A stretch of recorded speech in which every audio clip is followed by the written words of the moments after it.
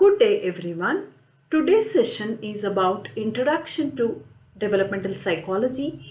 In this chapter, we will study about the theoretical approaches to human development. Let us have a recap of the previous class. Human development is the scientific study of process of change and stability. Goals of human development are to describe, explain, predict and modify. Developmental changes are quantitative and qualitative as well as stability of personality and behavior. The three major domains of development are physical, cognitive and psychosocial. Each affects the other. The lifespan is divided into 8 periods. The learning objectives of today's session is to enable students to understand theoretical perspectives on human development. In this, Eriksson's 8-stage theory of psychosocial development and Bronfenbrenner's approach to understanding processes and contexts of development. The session outcomes are the students would be able to understand how the ego development continues throughout the lifespan, and they are also able to analyze the interaction between a developing person and the immediate everyday environment influences on development. Let us look into the Eriksson's psychosocial development theory. Eriksson originally was a psychoanalyst, emphasized the influence of society on the developing personality. Eriksson modified and extended Freudian theory by emphasizing the influence of society on the developing personality. He was a pioneer in a lifespan perspective. Eriksson believed that ego development is lifelong. His theory covers 8 stages across the lifespan, and each stage involves a crisis in personality, that is, a major psychosocial theme that is particularly important at that time and will remain an issue to some degree throughout the rest of life. These issues, which emerge according to a maturational timetables and must be satisfactorily resolved for healthy ego development. Each stage requires the balancing of a positive tendency and a corresponding negative one. Although the positive quality should predominate, to some degree the negative is needed as well. The successful outcome of each stage is the development of a particular virtue or strength. So, this is the diagrammatic representation of 8 stages of Eriksson theory. So, let us look in detail. This is the summary table which explains about the 8 stages of Eriksson's theory. So, the first stage, the conflict is between the trust versus mistrust. The period is between birth to 12 years of age. Here, the baby develops a sense of whether world is a good or safe place. The type of virtue that develops is the hope. Second one is the autonomy versus shame and doubt. The period is between 12 to 18 months to 3 years. Child develops a sense of balance of independence and self-sufficiency over shame and doubt. The virtue is will. The third stage is initiative versus guilt. The period is between 3 to 6 years of age. Here, the child develops initiativeness when trying out new activities and is not overwhelmed by guilt. The virtue is purpose. The fourth stage is industry versus inferiority. The period is between 6 years to puberty.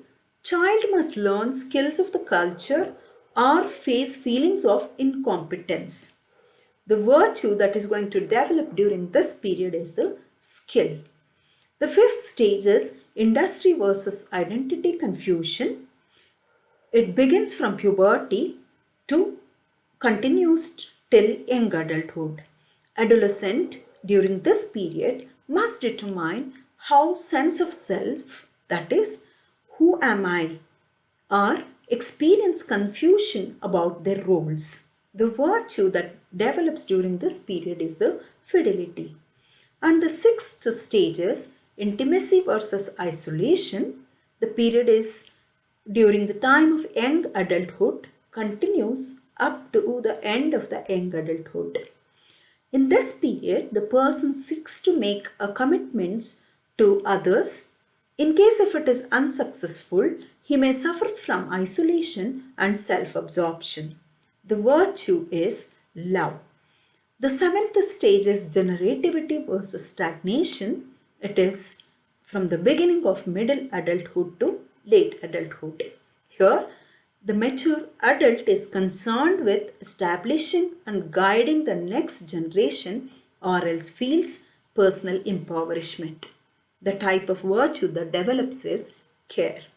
And the last stage is ego integrity versus despair. This begins at late adulthood period. The elderly person achieves acceptance of own life, allowing acceptance of death, or else despairs over inability to relive life. The type of virtue that develops during this stage is the wisdom. The second theory is the Urey-Bronfen-Brenner's bioecological theory. Urey-Bronfen-Brenner is an American psychologist, and Brenner's theory is currently the most influential bioecological theory, which describes the range of interacting influences that affect a developing person. Every biological organism develops within the context of ecological systems that supports its growth. According to Bronfen-Brenner, development occurs through increasingly complex process of interaction between a developing person and the immediate everyday environmental process. Brenner identified 5 interlocking contextual systems, that is, the individual not as a separate entity interacting with the environment but as an inseparable close part of it. This slide explains about the diagrammatic representation of Brenner theory.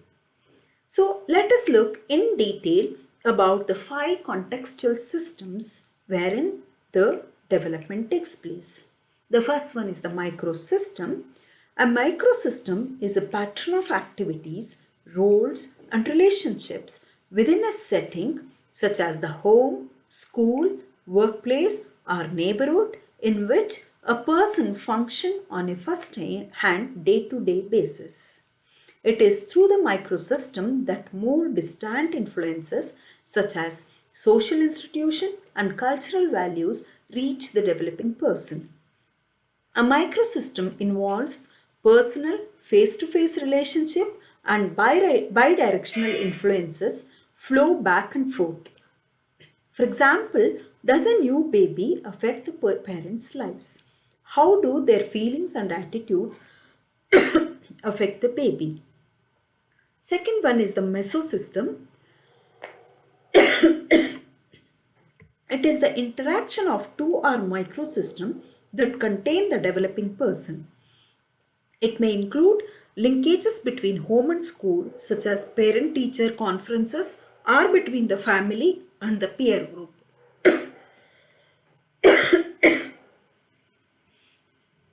Mesosystem can alert us to differences in the ways the same person acts in different settings.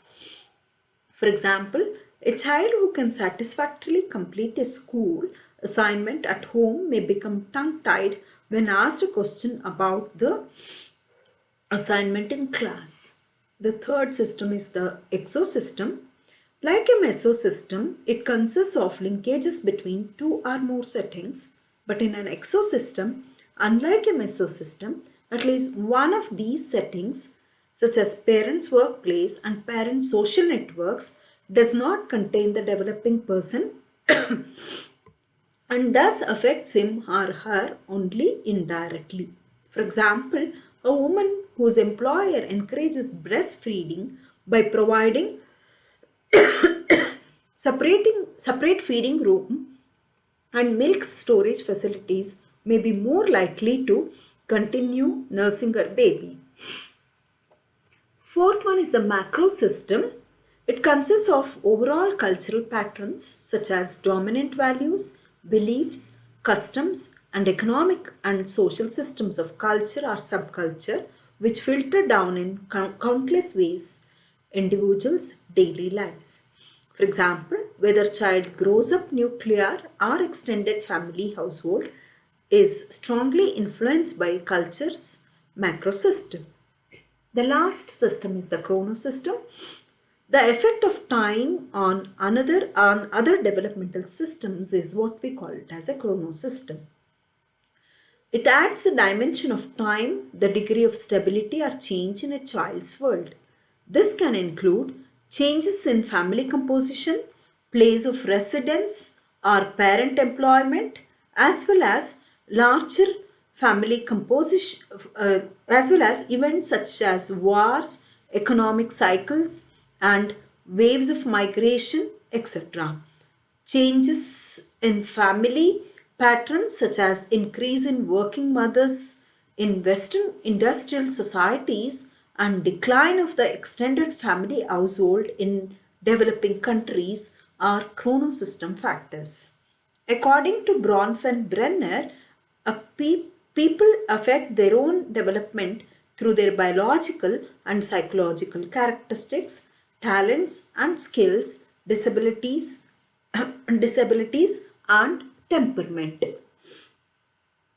To summarize this session, two important developmental theories on human development are Eriksson theory. It emphasized on societal influences on personality and described development as proceeding through 8 turning points throughout the lifespan.